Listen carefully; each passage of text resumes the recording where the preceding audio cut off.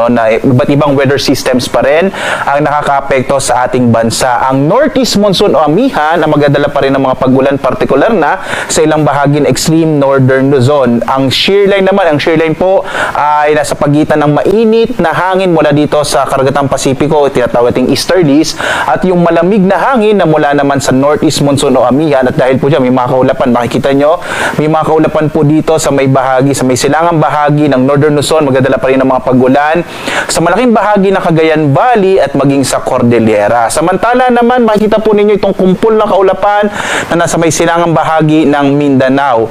Ngayon po ay na-monitor natin, isa na po itong low pressure area, huling namataan mahigit 1,000 kilometro silangan ng Southern Mindanao. At base po sa ating pinakahuling datos, may medium chance. Ibig sabihin po ng medium chance, posible na itong maging bagyo after 24 hours or malaki yung posibilidad na maging bagyo ito after 24 hours. Ibig sabihin by tomorrow, araw po ng Lunes, ay posible nga maging bagyo yung low pressure area na sa labas pa ng Philippine Area of Responsibility. Inaasahan din natin ngayong araw, posible po itong pumasok ng PAR at kung sakali po pag ito ay naging bagyo, tatawagin po natin itong nasa letter V na po tayo, verbena po kung sakaling maging bagyo, yung low pressure area na papasok ng Philippine Area of Responsibility ngayong araw. Samantala po, base rin sa pinakauling datos natin, posibleng maapektuhan ito kung sakaling maging bagyo at kikilos pa hilagang kanluran ang malaking bahagi po ng Kabisayaan at maging bahagi ng Southern Luzon,